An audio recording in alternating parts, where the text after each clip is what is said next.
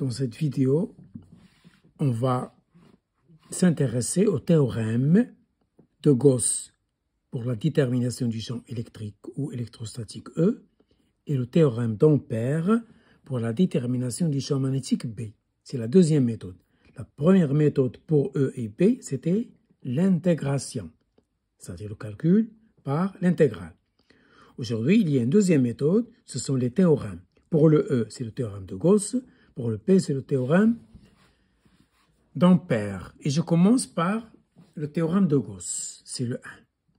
Donc voilà, pour une distribution symétrique, comme par exemple un fil chargé, ou un cylindre chargé, ou une boule, ou une sphère chargée. Ce sont des éléments qui sont symétriques, qui présentent une certaine symétrie. Le théorème de Gauss s'applique facilement et rapidement. Donc, pour une distribution symétrique de charge électrique, le théorème de Gauss s'applique facilement. Voici l'exemple 1. On va traiter deux exemples, deux exercices. Soit un petit cylindre de hauteur h chargé uniformément, c'est-à-dire la charge est distribuée de la même manière sur tout le cylindre. Il est de hauteur h. La question, c'est déterminer le champ électrique créé par cette distribution en un point M de l'espace, comme l'indique la figure. Voilà le cylindre chargé de hauteur h. Je prends le centre O. Voici la distance qui le sépare de M où se passe le phénomène. Ça y est? Pour calculer le champ E par la méthode de Gauss, il faut choisir une surface analogue au système. Le système est cylindrique, on va choisir une surface cylindrique de même hauteur. Donc voici le cylindre que j'ai noté sigma. C'est le grand cylindre, il présente trois parties, sigma 2, sigma 1, sigma 1. On va expliquer ça. Donc voilà le cylindre chargé. Voilà la surface de Gauss. C'est un autre cylindre qui encadre le cylindre chargé. C'est ça. C'est ça, la surface de Gauss. C'est un grand cylindre de même hauteur, h. Ça y est, le rayon, c'est petit r. Le rayon grand R, c'est le rayon du cylindre chargé. Donc, si vous avez une surface de Gauss, il faut toujours dessiner ou représenter la normale à chaque surface. Voici sigma 2, c'est la surface de base. La normale, c'est N2. C'est un vecteur qui lui est orthogonal et qui se dirige toujours vers l'extérieur. La surface du haut, c'est sigma 1. Elle est orientée par le vecteur N1. Et la surface latérale, c'est sigma 3. Voilà, sigma 3, c'est la surface qui entoure, qui englobe le cylindre. Elle est orientée par un vecteur normal à cette surface, c'est N3. Donc, sigma 1, sa normale, c'est N1. La base d'en bas de la surface de Gauss, sigma 2, elle est orientée par N2. Et la surface latérale de la surface de Gauss, bien sûr, elle est orientée par le vecteur normal N3. Et que me dit Gauss? Le théorème de Gauss, il dit le flux à travers cette surface fermée qui est sigma du champ E que l'on veut chercher fois n, le produit scalaire de E fois n ds, c'est-à-dire le flux à travers la surface, est égal à toute la charge qui est à l'intérieur sur epsilon 0. On travaille dans le vide ou bien dans l'air. Si je travaille dans une région où il n'y a pas le vide, je dois multiplier par la permittivité électrique de ce milieu. Par exemple, si je suis dans un endroit où il y a le liège, je multiplie par epsilon R du liège.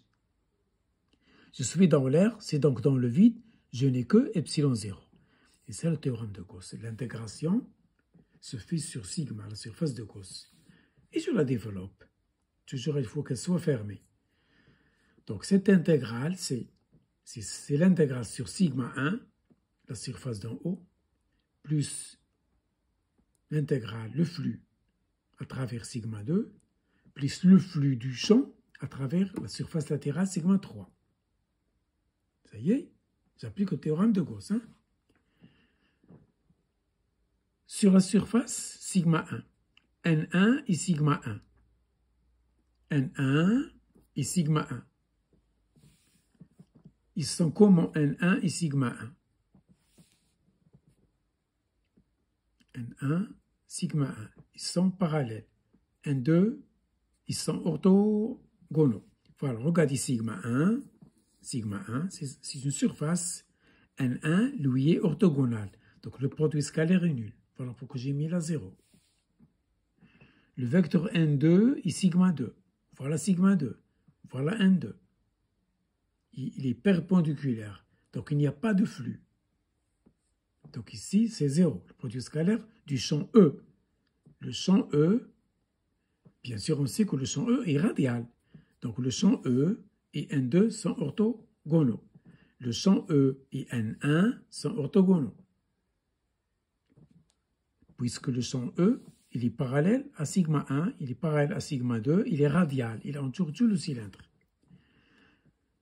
Pour le sigma 3, il n'est pas nul. Regardez le vecteur N3 et E. N3 et E sont collinéaires. Le E, il est là, il est là, il est là, il est là, il est radial. Il entoure tout le cylindre chargé. Donc, ils sont parallèles, ils sont collinéaires. Donc, le produit scalaire n'est pas nul. Donc, c'est E fois la norme, c'est 1 fois la surface. Donc, puisque il est radial, donc je le fais sortir de l'intégrale. Il me reste la surface sigma 3. Sigma 3, c'est la surface latérale. La surface latérale, c'est 2πRH. C'est le périmètre fois la hauteur.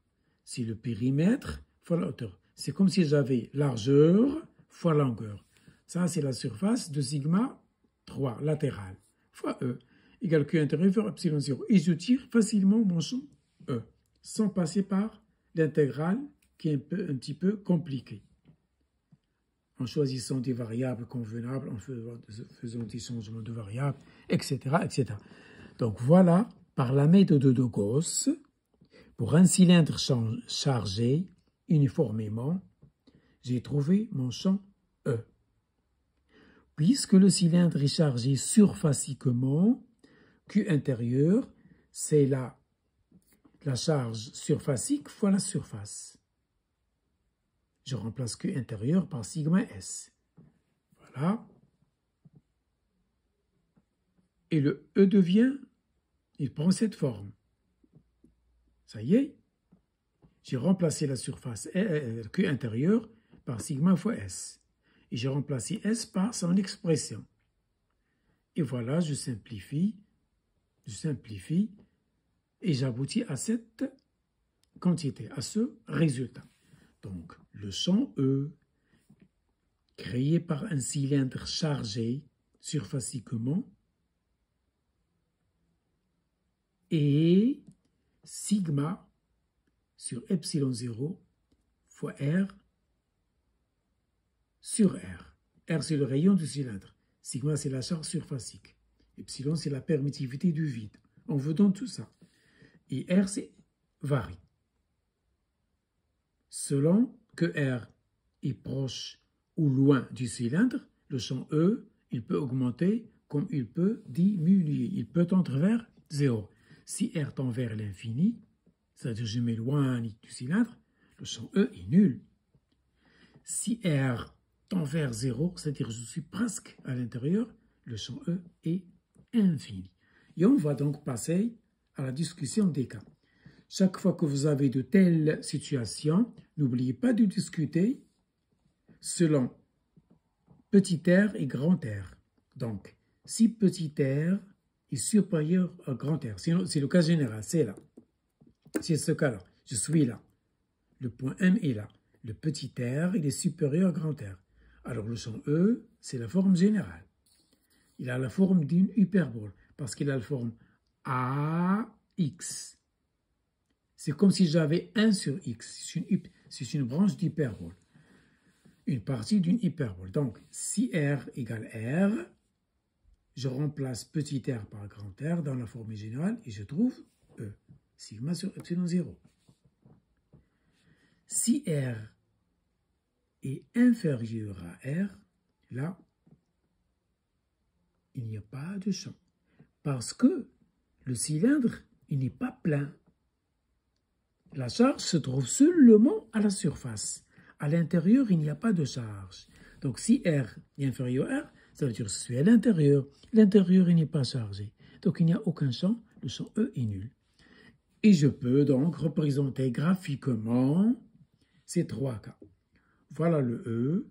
C'est comme si j'avais une fonction f de x. C'est les maths. Voilà le E. La variable, c'est R, c'est x, R. Donc, voilà le grand R, le rayon du cylindre. Si R égale R, voilà l'image, voilà sigma sur epsilon 0. Si R est inférieur, si petit r est inférieur à ce grand R, pas de champ, il est nul, il est confondu avec l'axe des abscisses, c'est-à-dire R. Si R est supérieur à R, ma fonction elle a la forme A sur X. C'est une portion d'une hyperbole. Et voilà comment varie le champ. Nul, il saute, il y a une discontinuité, et il diminue en tendant vers 0. Voilà pour aujourd'hui.